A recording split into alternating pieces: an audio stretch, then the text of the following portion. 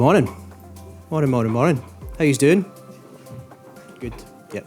Thank you, one person. Appreciate that. Guys, thanks. Thank you so much to everyone that's came down today. It's fantastic. Really, really fantastic to see you all. Great to see some very familiar faces, but also really good to see some new people as well. For those of you that haven't been to State of the Nation, welcome. And to those of you who have been, thanks for coming back. Before we kick off, especially considering the iconic nature of where we're actually having the meeting, I think it's very important that we acknowledge the traditional custodians of the land that we are having this meeting on, and that is the Gadigal people of the VIOOH Nation. And I'd like to pay my respects to leaders past and present.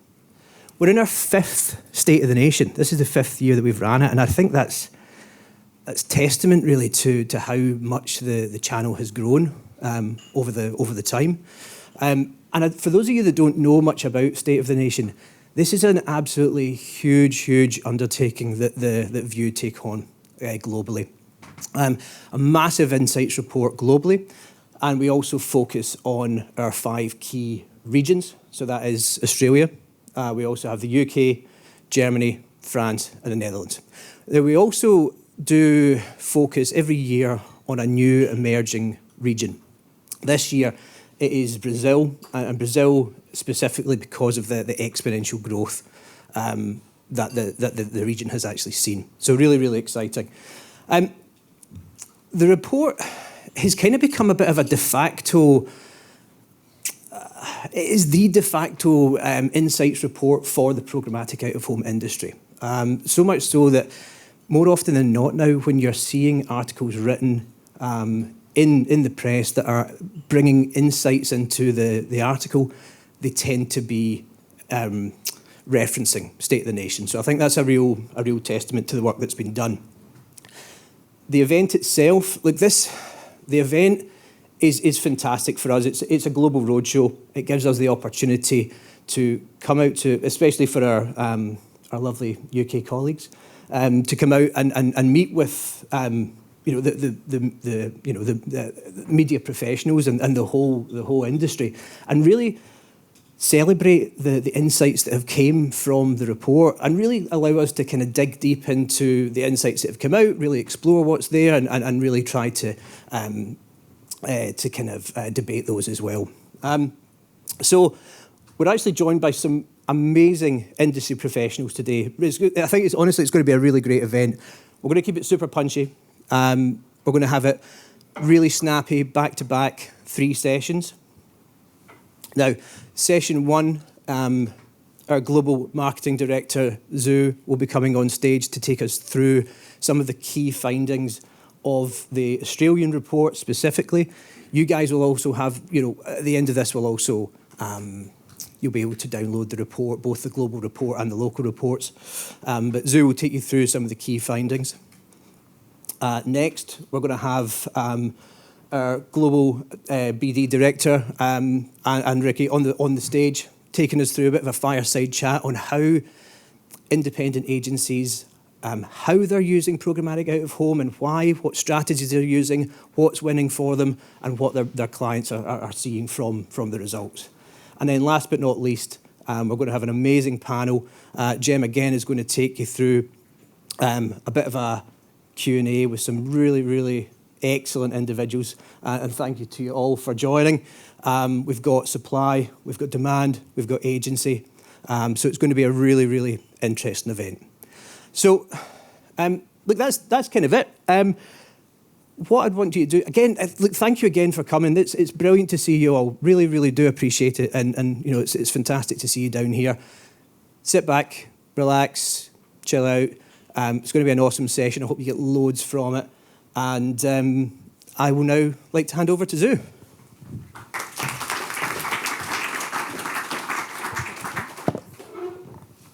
Thanks, Ryan. Hi, everyone. I'm VIOOH. I'm Global Field Marketing Director at VIOOH, and it's really great to be here today. It's actually my first time in Australia.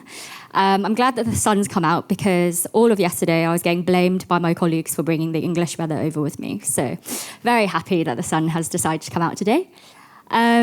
So the main point of my presentation is, well, there are two main points that I want to get across in the next 10 minutes or so.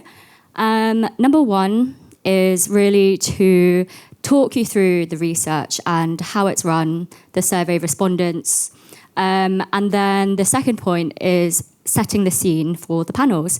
So again, as Ryan mentioned, just taking you through some of the really key highlights from the Australian report this year. So we do run the research globally, and that is what makes the research unique, because no other company or industry body out there actually runs programmatic digital out-of-home research globally. So we do have 5 core markets, the UK, France, Germany, US, and Australia. And then, as Ryan mentioned earlier, we have a guest market as well that rotates. Last year it was Spain, this year it was Brazil.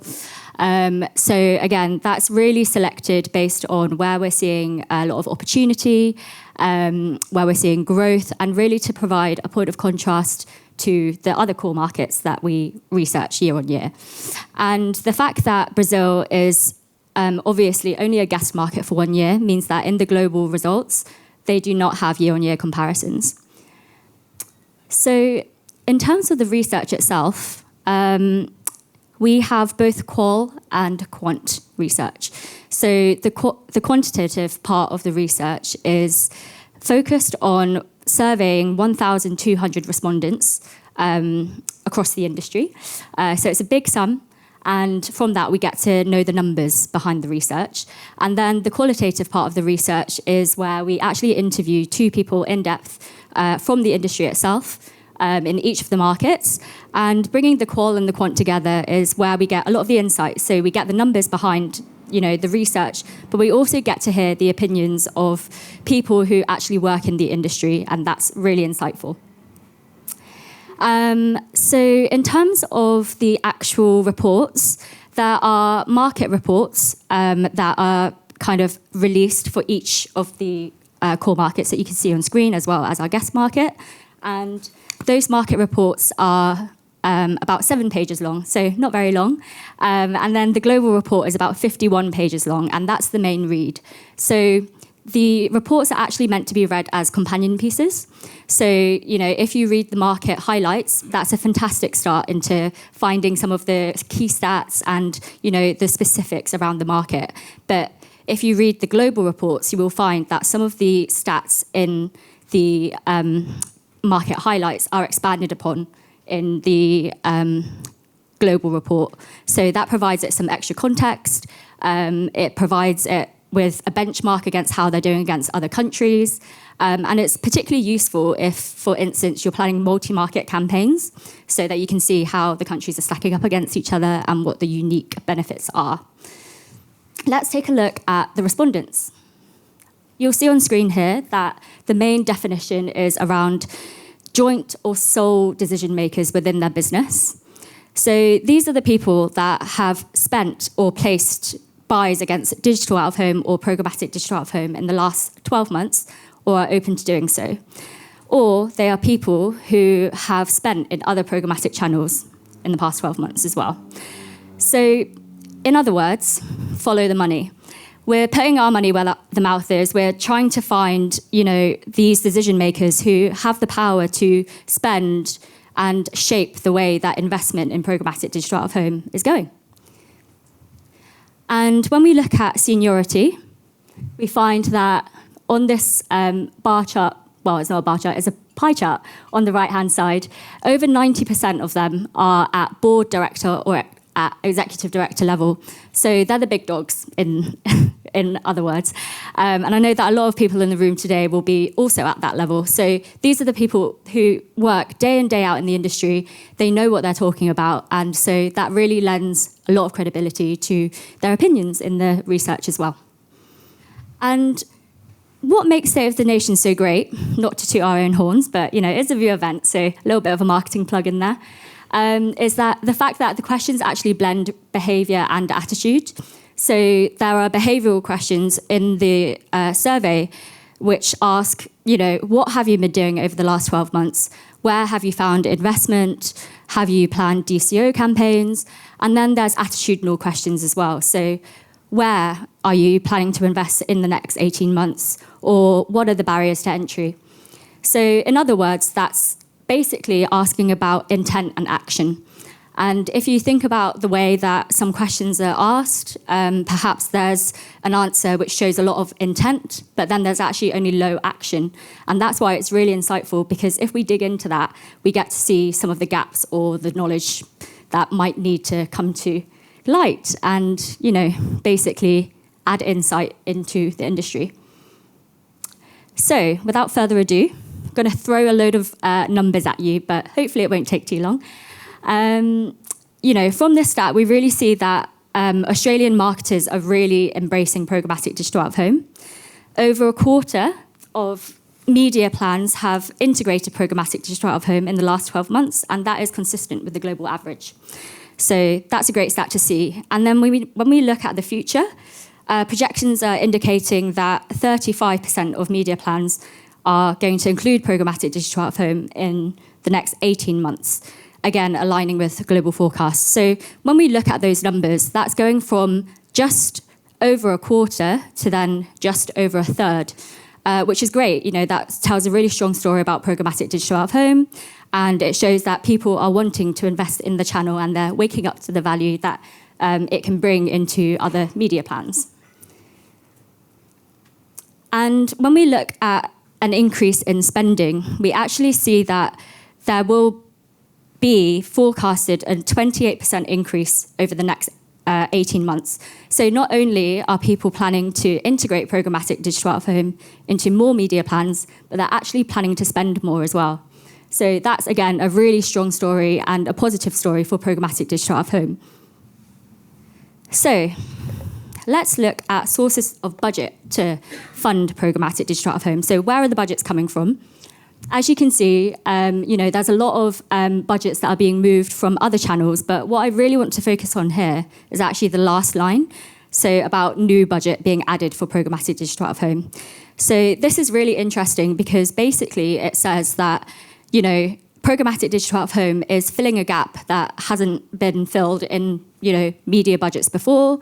So it might be that the function is being looked at and is filling that gap. And again, this is a question that year on year has grown.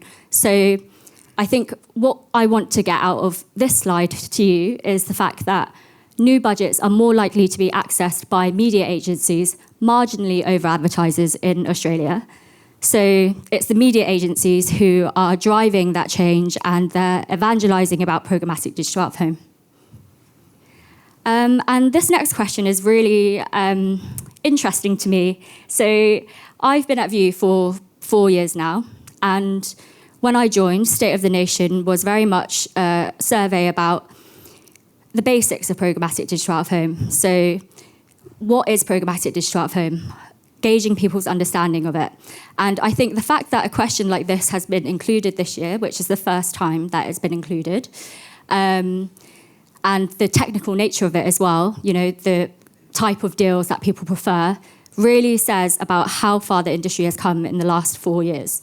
So this question is asking about which deal types are preferred over for advertisers and marketers working in the space. So as you can see, the majority of advertisers still prefer programmatic guaranteed. But if you look on the right-hand side, something that is really interesting here is that Australian advertisers actually preferred programmatic non-guaranteed a little bit more than the global average.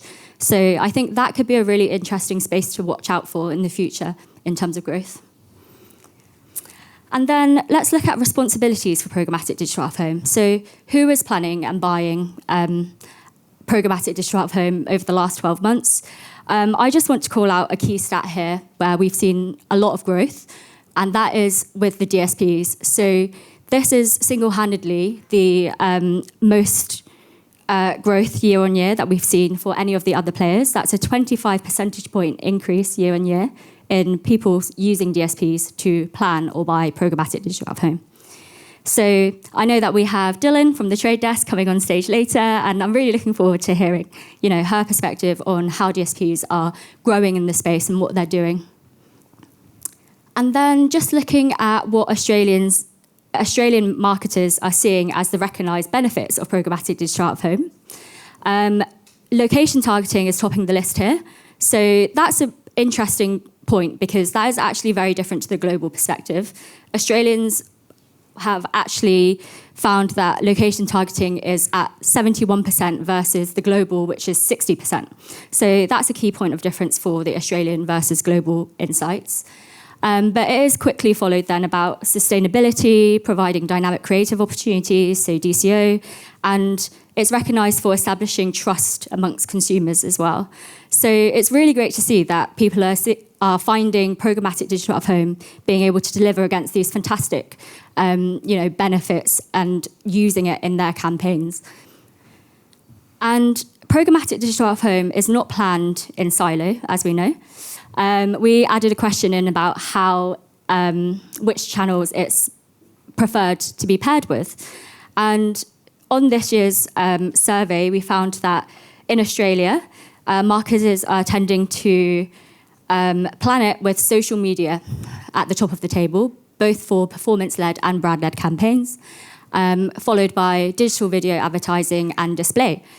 So that's interesting as well, because if we think about how the channels work, social media being a one-to-one channel and programmatic digital out of home being a one-to-many, I think it really tells a story about how media plans are being mixed to create maximum effect for campaigns. So perhaps programmatic digital out of home is being used at the top of the funnel for brand awareness and then being retargeted on social later on to drive action. And this is a huge stat. So if we look at that, over 9 in 10 marketers in Australia believe that programmatic digital out of home offers the most innovative advertising opportunities of all media channels. So, in this survey, they were given a list of about 10 media channels and programmatic digital out of home came out in top. So I think that, again, really speaks to the fact that there is untapped opportunity in the channel that people are looking to take advantage of. There's lots more innovation in the channel to kind of dig into and much more developments to be made as well. And we can't really talk about innovations in the channel without talking about DCO. So again, this was a question that was new to this year. And again, this is a really interesting number for DCO consideration. 95% of Australian marketers are considering piloting or actively integrating DCO into their campaigns. But only 7% are currently using it. So huge numbers for intent and low numbers for action. And that goes back to what I was saying earlier about how the insights will be really interesting if we dig into why there's such a big gap in between those. And funnily enough, we did actually add a question in about DCO adoption as well.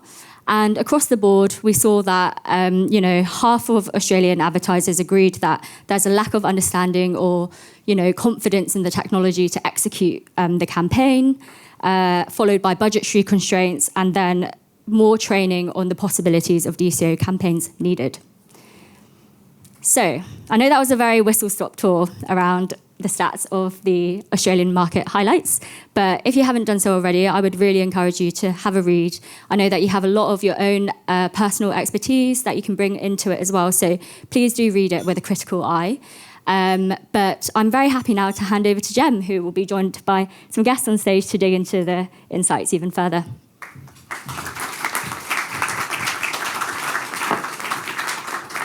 Thanks, Sue. For those of you who don't know me, my name is Jem Jamal. I'm the Global Business Development Lead at VIOOH. My team and I work very on the demand side, very closely with programmatically savvy brands, media agencies, and also the commercial arm of our DSP partners. I'm really delighted to be here today, actually. Lucky enough, third time consecutively in Sydney, and each year it's great to see that this event is growing. Some familiar faces that I can see from previous times, so thank you for joining us again today. I will be chairing the next 2 sessions, and we'll be welcoming Ricky on stage in a moment. But before I do that, just a quick reminder of the Slido code that we have, a QR code. Please get involved. Some of the better questions that we tend to have do come from the audience. So anything that you want to ask about programmatic out of home, in Australia or even some other markets, whatever it might be, please get involved. Look at the code, ask the questions, and we'll make some time for it at the end. But without further ado, please invite Ricky to the stage.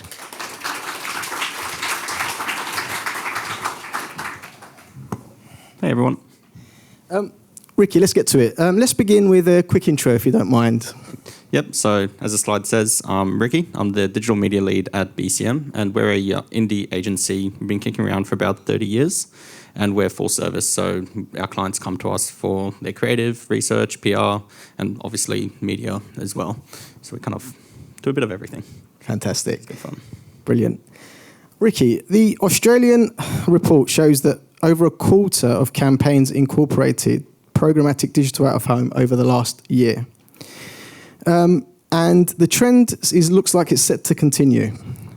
As the market has upskilled and embraced programmatic digital out-of-home widely, from an agency perspective, what are the kind of specific outcomes that you're looking for when you're planning a programmatic digital out-of-home campaign? Yeah, so from our perspective, we don't really plan and buy programmatic campaigns differently to traditional out-of-home campaigns. We kind of plan them together and look at them from the same considerations. So from the client perspective, the reason that we sell in programmatic campaigns is the benefits that we see from kind of a cost perspective. We can be more dynamic at changing costs, moving money around from different markets, different panel types, as well as the different kind of levers that we have to play from a creative point of view. We can swap out creative really quickly. We can be more time specific with our creative. We kind of just have a lot more levers that we can play around with, and we can react to market trends a lot more quickly as well. So for most of our campaigns where we sell in programmatic out of home, it's always in conjunction with a whole lot of other channels as well, and we are able to just be more dynamic and kind of deliver better client outcomes because of that flexibility that we have with programmatic. Fantastic. And flexibility is obviously very important, and great to see that Massively, you guys are... especially off the back of COVID, where people got burnt with not being able to cancel media. Oh, definitely. So one of your clients is Travel Associates, who you worked with to deliver programmatic digital out-of-home campaign recently. Let's have a quick look at that campaign. Yeah, this campaign here was really fun. So being a travel client, COVID was ridiculously tough. We started working with them the 1st of March 2020. So that wasn't really well received when we had to turn everything off. Off the back of COVID, they kind of wanted to relaunch and go back into the market with a new brand campaign. And obviously being travel and being part of Flight Centre Group, a really big focus was straight away on performance. And they had around 60 stores around all of Australia, so it made it really tough to kind of approach it from a traditional buy. So we did end up relying really heavily on programmatic, as from both programmatic out of home, BVOD, display, native, and then your standard search and social. This was a really fun campaign. It's been running for about 2 years now, and the results kind of speak for themselves. Fantastic. I mean, you're talking about those results. Yeah. So how did you measure success in this campaign? Yeah, this campaign here, we worked really closely with our partners at Yahoo, JC.co, and we also implemented the near tracking on there. So all of our creative was kind of tagged up and pixeled up. Off the back of that, we were looking at two key measures. We knew that when people went in store, the conversion rate was crazy high. So really high, really big objective. And then obviously want to get people on site. So when we looked at that on exposed audiences versus non-exposed, as you see on the screen, 43% uplift in store visits and it's at 49% in website visits. The store visits were actually higher once we took into account programmatic alone, that those kind of combined with the digital channels as well. So the programmatic out-of-home component of that just really worked its socks off at driving people to kind of take that action and walk into a store. Yeah, I mean, cracking results there, 43% uplift in store visits and almost half, 50% website visits shows exactly awesome. The role of the channel on your plan. So a significant majority, around 71% of Australian marketeers believe that programmatic digital out-of-home advertising offers the most precise location targeting of all of the advertising channels, which is notably higher than any other market. And Zoo mentioned it earlier, which averaged around 60%. So you can see indexing relatively higher than the global average. A couple of questions on this for you. I mean, the first one is, does location targeting currently rank highly when it comes to you considering programmatic out-of-home? What is your attitude to location? Well, I mean, on almost everyone's briefs here, location is one of the first parameters that you get asked. It's kind of age, audience, and where are they? So location is super important for us, especially with a lot of our clients that are more specific around driving people into a store or they're in certain regions. So location is super important from that perspective there. Our ability to be so targeted from a location point of view with programmatic out of home is definitely a big sales point. And the other bit on top of that is being able to be really customized with our creative in different locations. And we can be really specific with that, which is great. Fantastic. So, I mean, in terms of providing some insights, I mean, why do you think location is so high for advertisers in Australia specifically? And obviously Sydney's great, loads of location, that you could want to be around. But what is it that you think that is helping or has kind of driven that number above the global average? Yeah, I can speak from our perspective. Yeah, please. That, as I was saying, like with the briefs being so specific around location, is that we can increase the context and make everything location-based, more contextual and more effective from that perspective there.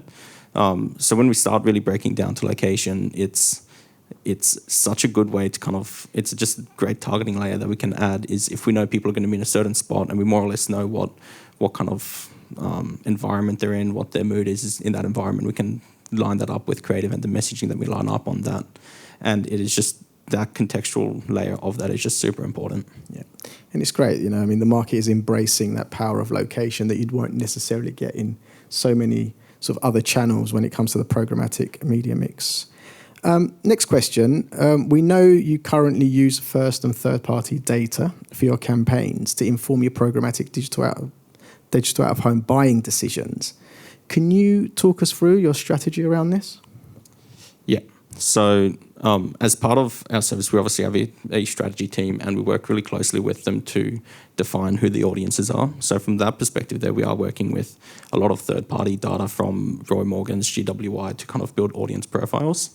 And then on the other side, we also do work with our clients to pull their first-party data, looking at where their audience lives, what are the hotspots for their audience, and then start to overlay that with some of like our supplier data to go, all right, we've profiled who our audience is in these tools like Roy Morgan GWI, so we know who our audience is. We also know where our current audience, as our current purchasers are, and then we can start to overlay those to find black spots and find areas where they're not in, and kind of opens up opportunities with that. So with the campaign that we used before with Travel Associates, we worked with the JC guys and the Yahoo guys to kind of go, all right, these are where all of our stores are, and these are the key hotspot areas. Now let's overlay their data, let's input our audience into their systems and work out what hotspots that we haven't maybe potentially missed, or areas that are high indexing in terms of our audience, but our current clients aren't there, and kind of gives us key opportunities around that, and makes the buy a whole lot more targeted and a whole lot more specific as well. Fantastic. And it's good to see you embracing that data, because in other markets as well, obviously State of the Nation and Zoo mentioned the different markets that we're hosting in, and the approach to data on this channel is very, very different. But it seems as though you guys have got a very thorough way of using both first and third-party data, which is great to see. In your opinion, are all out-of-home screens and environments created equal? No. And it kind of makes sense. Like a large format roadside billboard is going to convey a different message to something that might be in a doctor's practice. You're just in a different mindset. One, you're kind of sitting in your car singing along to Taylor Swift, and the other one, you're sitting there waiting for a doctor's appointment. So the user mindset and the audience mindset is completely different. So they all have their merit and their place, but they're all kind of, once you start breaking down to messaging and user intent, you got to use each one for their different purposes and use them to their advantage, not just kind of do the good old thing that people used to do on digital and just put their TVC on YouTube or their TVC on Facebook. It'd be the same thing as just putting the same ad on all out-of-home placements. They could be listening to Oasis as well, not just Taylor Swift. No. A huge 92% of Australian marketers see programmatic out-of-home as providing the most innovative opportunities of all advertising channels. And 12%, which is basically the increase from what we saw last year. From the agency perspective, which innovations in programmatic digital out-of-home are you most excited about? Yeah, awesome question. The thing that's really great about my job is working really closely with the creative team. And the reason why that is so good is because we get briefed at the same time. So when they're coming up with the idea, we're also kind of coming up with our media plan, and we can really stretch the things that we can do. And as I was saying earlier, that different channels and different mediums have different contexts and people in different mindsets. Once we start overlaying new things that we can start doing with out of home, they can really stretch that idea and really make it more impactful and sink in more in the different environments that we're in. So having the ability to kind of do more things with kind of the near tracking and the 3D out of home, audio on out of home environments, and all of those things there are both more fun when you're buying media, that you have more controls, but just makes the whole campaign process a lot more fun and more impactful because, like I said, the idea is designed for the medium, and we kind of get to push that medium and use it to its best use, not just putting anything on there. It's kind of designed from the ground up. So all of those new mediums there from our end are really exciting because we get to kind of push our ideas so much further. Excellent. What are your views on 3D screens? I think they're pretty cool. It's a shame that you can't have them near cars, but the limited environments does mean that you have to be a bit more selective with obviously where they're going, but it does make your creative really, really fun. And I know that our creative team loves kind of tinkering around and playing around with 3D, with 3D billboards. You can do some pretty cool stuff. Yeah, absolutely. Final question. Yeah. What advice would you give to a brand or an advertiser who is thinking about running their first programmatic digital out-of-home campaign? Yeah, I would say it'd be my similar approach that whenever I start tackling any new kind of tech, and as I mentioned on the slide earlier, is really finding good partners. So for us, working with the Yahoo team that then was able to plug us into everything and really understand the nuances, and especially with the medium that's changing so much, it is important to kind of align yourself with people that understand what's going on and that are kind of talking that every day. Because especially from a media buyer's perspective, there's innovation in all sorts of different channels all the time, so it can be overwhelming to work out what the heck's going on. So finding people that know what's going on, so you guys, Yahoo team, JC2Co team, whoever your agency team is really working with them, working out how to do it, and then just kind of trusting the process along the way and putting in good measurement protocols along the way to make sure it does work, and hope for the best. Fantastic advice. I've really enjoyed our chat today. Thank you for making the time, Ricky. Thanks for having me on, Ricky, really, really appreciate it. Ricky, everybody, thank you.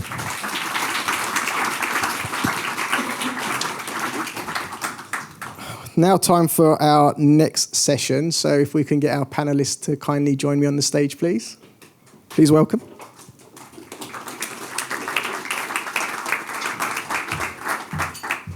Fantastic. Smiling faces. Great start to a panel. Thank you for joining me on the panel today. But before we get started, if we could get a quick intro, starting with you, Dylan, please. Yeah, perfect. Hello, everyone. I'm Dylan. I'm from the Trade Desk. And yeah, excited to be here today. Hello, Seb Kriegel from I'm a digital partner working with Tourism Australia and Lion on transformation across technology and data and media innovation, but then also activations, working really closely with our team that get everything up and running. All good. Brad Palmer, National Programmatic Director for JC2Co. Fantastic. Welcome all. Should we get straight to it? Yeah? Fantastic. Let's do this. Okay, so this year's report has shown that Australia's programmatic-only digital out-of-home buys have significantly increased year on year, with 47% of marketers now incorporating this approach as part of their strategy. Just to give you a comparative stat, that's 12% up on last year. What do you think is fueling this growth, and why might buyers adopt one strategy over another? So, for example, programmatic only, mixed or direct. And I'd like to start with you, Seb, if that's okay. Yeah, sure, mate. Definitely a blended approach with us. We would rarely take one option over another. Look, I mean, I think Ricky nailed it really well. We're working with clients that expect a level of flexibility, particularly around budgets. I think everyone in the room has had budgets go up in some good news stories, but often come down or move around or get delayed and that sort of thing. And so working with media media partners where you have that level of flexibility really helps us make sure that we've got contingencies in place when things like that occur. And then the other aspect that's been really appealing for us, particularly with a Tourism Australia, is that we're activating programmatically on some really cool sites globally. You know, we've done a 3D billboard in LA, we've done Times Square in New York, and so having that access programmatically as well definitely fuels our interest in buying that way. Excellent. Brad, anything to add from your side? I say this year's definitely been more of a buyer's market. So I'd say, you know, the CPMs have gotten a little bit lower, which all the agencies are quite happy with. Supply's increased as well. And I think just, you know, overall adoption's been, you know, there's a lot more positive rhetoric around programmatic out of home now, which I think is really positive. So what I'd probably say is that it's interesting to see the blend of where the revenue's going in terms of the formats within programmatic out of home, because there's a bit of a misalignment with what's happening traditionally. So there's a lot more sort of flowing into retail and place-based this year from what we're seeing, rather than probably small format or large format and some of those kind of primary out-of-home formats. So I think that's interesting. It's a bit of a watch out for that one for us, obviously because we don't really play in that space. But I also think it's a bit of a product of this year. We think, obviously, you know, as Seb mentioned, budgets have probably decreased. So there's a lot of clients trying to be quite pointy, and they've got smaller budgets, and they're activating them in really kind of proximity buys and things like that. So it'll be interesting to see how the summer plays out, and then into the next year if budgets start to sort of increase a little bit more. Excellent. Next question. A key statistic from this year's report shows that 27% of Australian marketers are planning to add new budgets specifically for programmatic out-of-home campaigns. So that point you made about spends, Brad, looks good in terms of the future. So this is an uplift of about 20% versus the global average. Dylan, if I can come to you with this one. As a DSP, what innovations or capabilities are you offering to marketers to maximize the effectiveness of their programmatic out-of-home campaigns? Are you seeing an uptick in multi-channel campaign planning? Yeah, absolutely. I think, you know, this growth statistic is very much in line with what we're seeing at the trade desk. So we're reporting around 80% year-on-year growth, which is super exciting. And of those clients that are advertising on digital out of home, around 2/3 of those are also active across other channels, a minimum of at least 3 channels at any given time. So that really does speak to that omni-channel appetite that we do see in this market, which is awesome. And I think the benefit from, you know, activating digital out of home within an omni-channel DSP like the trade desk is that you can leverage several tech enhancements and capabilities. You know, a couple key callouts would be really leveraging a brand's most valuable asset, their first-party data, and putting that at the center of planning, screen indexing, and measurement. And then the second one I'd call out is a reporting capability we have known as path to conversion analysis, which really allows us to quantify the role that digital out of home is having on a user's conversion outcome, which is really exciting. Yep, sounds brilliant. Seb, just on the same question, but from an agency perspective, are you seeing growing client interest in the channel? And, you know, what is driving this interest?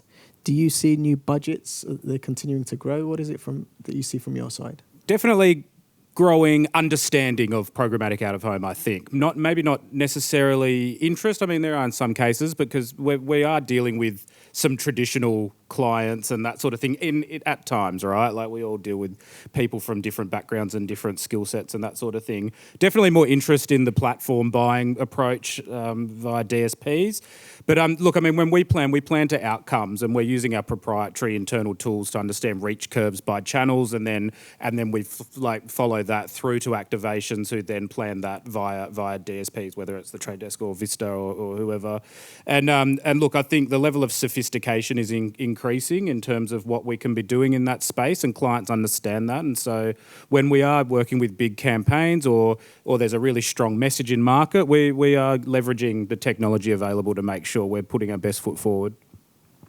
Excellent. And that point you make on DSPs is also kind of seen in the next question, where there's been a large increase, where we're kind of seeing in programmatic digital out of home in Australia, about 25 percentage point increase year on year. Brad, I want to come to you with this one. I mean, have there been any notable differences in the way campaigns have come to be planned with media owners? What is the upshot from DSPs leveraging and planning? This statistic's quite interesting because I was on the panel on this event last year, and my one takeout was to get more people on the tools, and no one listened because the DSP managed services doubled and the SSP managed services doubled year on year. So I'm not wait for my recommendation later on. Probably people won't listen to that as well, which is kind of like my children at home. I'd say planning of programmatic out of home is probably the messiest area I'd probably suggest. And I think it's messy sort of on the agency side. It's, a lot of agencies have different approaches. There's involvement of trading desks. There's no involvement of trading desks. There's allocation of budget. There's, decision making get passed around the agency. And then when we get to the actual planning of the actual campaign, what are the planning tools that are available? Some of the sort of point solution DSPs have some good planning tools. And then, the omni-channels are starting to build them out. Then they have to rely on media owners as well to plan it out, and there's just a lot of inconsistency. So from our perspective, this is actually probably one of the trickiest parts to navigate because it's very inconsistent across a lot of the agencies. And I actually think that, it's probably going to hold back growth over the next few years if we can't get the planning of these campaigns right. But as you can see, the managed service piece is probably an indicator that agencies are continually under time pressure, and they're looking to sort of pass on some of those responsibilities to some of the DSPs or the SSPs or even the media owners. So it's going to be a tricky one because the briefing process still hasn't quite worked itself out across all holding groups and indies. Some interesting points there. So hopefully it's been listened to this time, Brad. Dylan, if I can come to you as well, what challenges or opportunities do you anticipate with DSPs and them playing a larger role in this space?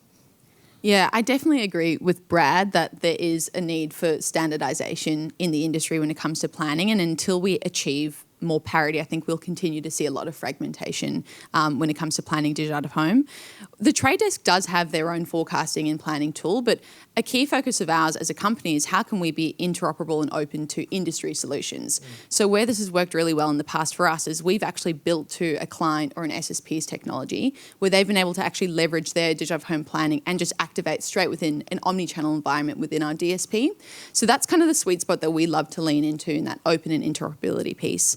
I'm an internal optimist when it comes to programmatic, and I think there's so much advancement that's been made from a third-party data perspective with behavioural and retail. And Ricky mentioned, first-party and third-party data when it comes to planning practices. I think he's absolutely right. I think where that's headed, I'm really excited to see how that's going to evolve digital out of home planning moving forward. Excellent. Seb, can we get an agency perspective as well? I mean, what impact do you see with DSPs increasing their kind of leverage in this space? Well, I'm certainly liking seeing the synergy created internally between our planning and trading teams that are traditional out-of-home experts, right? And they understand that landscape really, really well. But then working closely with our activations team in Kinesso, who are the experts in the DSP space. And so bringing those smarts together and then coming up with a completely holistic out-of-home strategy, leveraging the technology available in DSPs, but then also leveraging our strong relationships with the media owners and that sort of thing, and bringing that all together is where we're seeing a lot of improvement and putting our best foot forward, like I said before. Thank you. Next question is about DCO.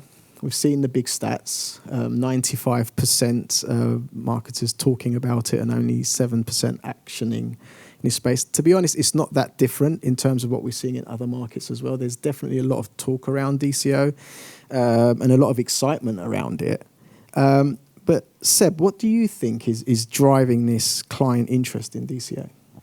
I think everyone's very creative when it's at the big idea stage, and everyone's got all of these great plans of how to execute dynamically or creatively. But then when push comes to shove and you've got the agency village involved and you're all trying to work together and scrambling against tight deadlines, maybe a little bit of a lack of understanding about the technical aspect of setup and it all falling into the too hard basket. I think that's something that does happen. But I mean, we're certainly having the conversations. We obviously did the Brewery of Meteorology. I can take no credit for that. That was planned before I came onto the account.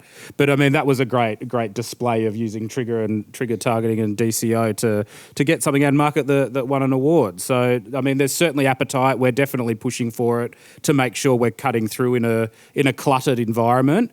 But I think there's also a bit of an education piece still required there with our clients. It was not just a award; it was the JCDecaux Programmatic Campaign of the Year award. I wanted to let you have that little bit to add. Yeah. I was wondering when the plug would come in, Brad. You've done well to last five questions. Been waiting. Whilst you've got the microphone, though, what steps do you think can be taken to kind of bridge that gap between that 95% and 7%? I think it's scale. I don't think there's enough scale out there in order for some of the bigger media owners, including us, to really scale out a DCO offering. And I think it's definitely a space that we're actively exploring. We want to get involved, and there's a few sort of barriers in place at the moment. So I think once you get a couple more of the big scale media owners on there, I think that that 7% only has to grow. I think the other piece is, right, like if you wanted to scale DCO this year, but then all of a sudden budgets are decreasing, the time is decreasing, how clients are really getting the time to plan out and build decision trees and work with creative agencies and get everyone together to deliver a really amazing DCO campaign. I'd say that's probably why there hasn't been as much of it this year. But I think I've always thought that this is an exciting opportunity, but at the moment the revenue opportunity feels like it's quite small. Yeah. Do you have anything to add, Dylan, on the DCO point? Yeah, I think the guys have covered the points really well. I think the only thing I'd add is I think a lot of the disparity comes with, as marketers, we're comfortable with the concept of DCO, but the mechanics of that when it comes to digital out of home are very different. So it's still quite a manual process with creative approval. So I think until we get to the point where there is more automation and efficiency, education is going to be really key from a capabilities but also a limitations perspective. I think that'll encourage more of a testing mindset if agencies and brands know what they're getting into. And then the second point I'd make is being able to actually demonstrate proof points. So that path to conversion analysis I mentioned earlier, we can actually do that at a creative variation level. So we have got the data on hand to suggest that, different out-of-home messaging does drive different conversion outcomes, be a limited time only offer or, some sort of time incentive. We do see that does perform better. So there is a lot of potential there. I think we just have a little ways to go with education and closing the gap on those mechanics. Good points. Let's mix it up a bit and talk about sort of some other channels alongside programmatic out of home. And in Australia, social media tops the table for the most common channel to pair programmatic out of home with, for both brand and performance-led campaigns. It's around 79% performance and 88% for brand. Dylan, whilst you've got the microphone, I mean, is this aligning with what you're seeing at the trade desk? I mean, what innovations or capabilities are you offering marketers to maximize the effectiveness of planning in this channel? Yeah, I love this question because, historically, a lot of the attribution credit has always gone to those last touch platforms like your searches and socials. And now that digital out of home is becoming programmatically available, we're finally able to demonstrate and prove what we've always known as an industry, that out of home works and it's a really important channel in driving conversion outcomes. But now we can actually use some data smarts to quantify that and actually prove what that looks like. So at the trade desk, we have a reporting technology known as Search and Social Uplift, where we can actually see if someone was exposed to a JCDecaux ad on their way home from work and then either jumped on their mobile phone and converted via Google straight away or later that night on their laptop, we can actually assign that conversion credit to that JCD ad exposure. So we can actually report on what was the increase in conversion lift if a user was first exposed to digital out of home. And 9 times out of 10, all of the reports that we've worked at the trade desk indicate that digital out of home plays a really key role in that conversion. Fantastic, and some great stats there, and very, very encouraging. And Seb, from an agency perspective, why do you think clients are keen to pair social media with programmatic out of home? What makes them such a good match? It just translates so well, right? Like, I mean, both Line and Tourism Australia are no strangers to having a bit of tongue-in-cheek in their approach to out-of-home. Tourism Australia, whether it's things like the FIFA Women's World Cup or the Rugby World Cup, and they'll have a different message ready by market for what that result is, and they're no strangers to having a bit of fun with our UK friends. Don't know if you've seen any of that, but that was fun. Yep. And so that translates really well to social, right? It creates that talkability, it creates those fame moments and gets people sharing it, and then you start working on your owned and earned media as well that way. Absolutely, couldn't agree with you more. Okay, final question from me before we open it up to the audience. What do you see as the most significant trend in programmatic out of home for the next 12 months? Brad, I want to start with you, and please don't use the same ones that you used last year. Well, yeah, just ignore this next part because no one listens anyway.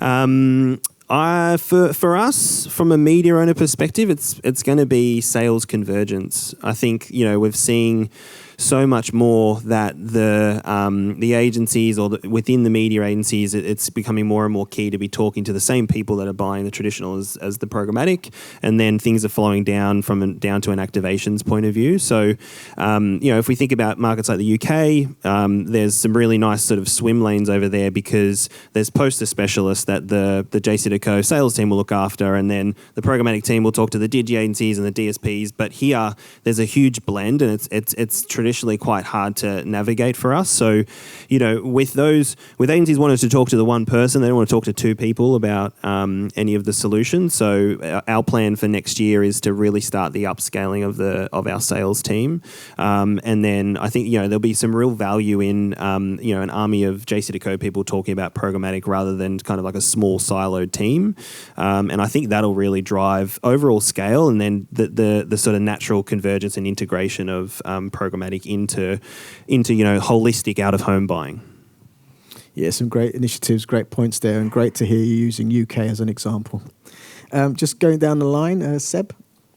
Look, I think we'll probably see potentially, I don't know if it's within 12 months, maybe a bit more media innovation at the screens level, incorporating things like cameras and sensors to then look at AR and different ways of personalising further that experience with consumer, and then that being available programmatically. I think that's something that will become a pretty cool way of cutting through the noise again, like I mentioned before. And then also a bigger focus on sustainability as well. I think that's getting a huge focus in other programmatic areas. I think it's only a matter of time before that's also a more of a focus in the out-of-home space too. Yeah, fantastic point on sustainability. And we've seen it in all other markets as well. Definitely a big hot topic of discussion. And then finally, Dylan. Yeah, so I think we're going to continue to see growth, which is awesome to see. And I think largely that will be driven for us by an increased focus in omni-channel consolidation, really looking at closing the loop on those tangible business outcomes and seeing that full picture, removing digital out-of-home from what's traditionally been quite a siloed buying mindset. And then the second big one for me is retail media. What's that going to do from a planning and a screen indexing and a measurement perspective? I think that's going to make some pretty big waves in the next 12 months. Yeah, great point on retail media. I mean, didn't quite feature a lot in today's questions, but definitely one to keep an eye on for the next 12 months. That completes my questions. I'm happy to see that there's a few that have come from the audience, which I'll share. What I'll do is I'll ask the question, and whoever would like to answer it, I'll leave it with you. The first one is, how do you close the loop when running retail commerce-specific programmatic out-of-home campaigns for bricks and mortar stores beyond just footfall measurement? Who would like this one? You want to? You go. I can start it off. So yeah, obviously footfall visitation is a really key one there, absolutely, and we've covered it a lot in the report findings today. With the trade desk, we can actually onboard a lot of sort of that actual retail purchase data as well. And using our cross-device technology, which I'm not going to bore everyone with right now, we can actually make those connections between digital out-of-home ad exposure and an actual in-store purchase. And we've had some great examples of that, specifically in the alcohol retail brands, where we've been able to marry that in-store visitation with actual purchase data from the likes of Flybuys, for example, and actually quantify what that sort of holistic picture has been for an out-of-home ad exposure. Excellent. So I completely agree, and I'd just add that that's where the first-party data strategy becomes so important, right? Because you've got to match those devices to a known user and understanding the connection there. But yeah, completely agree. That's definitely our focus as well. The next one's around DCO, which we covered earlier. Do you think the lack of DCO uptake is because there's not as much support by third-party vendors? Who wants this one? I don't know. Yeah. Sounds political. Sounds very political. Yes and no. Like I'd kind of think that. DCO's not perfect in the digital space, right? In the digital ecosystem. Like there's a lot of people working here at sort of omni-channel DSPs and they've probably had many headaches related to DCO. So the fact that it's not perfect within out of home is not terribly surprising, I would suggest. But also, you know, a lot of the actual sort of DCO vendors, you know, they've got to move and develop in areas where they think there's either growth or there's revenue to make it worthwhile doing. And at the moment, you know, typically within out of home, like the budget sizes are relatively small, and, you know, a lot of people are sticking to sort of their bread and butter capabilities at the moment. And being honest, you know, out of home, there's some ridiculous amount of nuances and there's different technology vendors, there's different SSPs. It's a completely different ecosystem. So, you know, bringing in a lot of those omni-channel capabilities or, you know, used to doing DCO in different channels, this is a completely different space. So I don't think it's surprising that it's taking a while longer to get there, and that probably the most growth is being seen from, you know, those out-of-home specialist sort of SSPs, DSPs that can do it at a bit quicker, and they've globalized the technology, so that kind of makes sense. So yeah, yes and no. I think it's a little bit of a cop-out to point the finger and blame other people. I think if that's determined to be the right strategy for your campaign, make sure you've planned for the time required and add a buffer to make sure you've got time for any technical issues that might arise that need to be worked through. Like if that's the approach, get it right, don't rush it, especially if it's the first time. Make sure you just, you know what you're doing and work with all partners in that circle to nail it. Fantastic. So ownership. Correct. Brilliant. The next one is definitely for you, Brad, and I'm just going to read it word for word. I don't think you're supposed to answer the first part, although it'd be great if you can, but the second part is definitely a JC Deco question. I mean, what came first, the chicken or the egg? Do you want to give that one a go before I move on? Is that live or programmatic out of home or? I'm only reading the questions. Okay, keep reading. And here's the question. It's great that there's scale in Adelaide. When will JC Deco open up more inventory for big campaigns? In Adelaide? Who's from Adelaide here? I don't know where that question's come from. Well, I mean, we have dedicated supply. We've got 10% on all our small format assets, and about 70% of the large format assets have 5% supply dedicated at all times. We've got Adelaide Airport live. We've got some new billboards going in Adelaide. There's plenty available. There's just the appetite's not necessarily reflective there, but there's actual inventory sitting there at all times for anyone in Adelaide. Where is Adelaide? Oh, come on now. Location's the next one. So location data ranked very highly in the research as a key pillar, and we've seen that. How confident is the panel on the longevity of this and securing compliant POI and movement data? I typically think that, the trade desk are open and interoperable with several different location providers. You know, we work with pretty much everyone in the industry. And I think as long as there's going to be, device IDs, MAIDs, all of that sort of rich, more deterministic signals, I think that there is longevity with using location partners for digital out of home attribution. You know, the beauty of digital out of home is that it is that cookieless environment, right? So partnering with the best-in-class location services is going to be really critical to understanding not only the movement around different screens, but what was the behaviour following that, exposure as well. Absolutely. Seb, anything to... Yeah, look, I think there's always going to be an element of location data available. Yes, more and more people may start to decide to not share their data with different platforms to retarget against their will or against their knowing will, but I think there's always going to be some level of modelling available where we can use other signals to interpret what people's movement is. So I think it will still be available in some capacity. It might lose some accuracy, but there'll be an element of location data available, I think. Great. The last one is probably not a question, but I'll read it out because I did promise I'll read everything out. It's a continuation from the location data question. Latest data indicates less than 10% of consumers are aware of location, which is used for out of home. And apparently there is a Yahoo Magna study that's going to be released soon. I wonder who shared that one.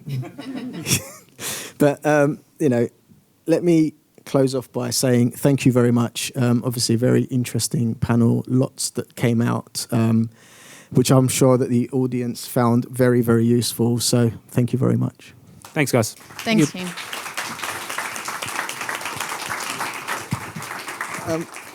Just one final thing from me. You'll see in front of you those little, some of you have already opened them. There is a competition to open it up and then use that cube. And apparently whoever takes a photo and shares it, there is a prize for the best one that's shared. Is that right, Zoo? Yeah. So yeah, more prizes to be given. So yeah, mic drop. Do take photos, share it, but let me close by saying thank you very much for joining us this morning. I hope you found the session very, very useful, and I look forward to hopefully seeing you again next year. Thank you.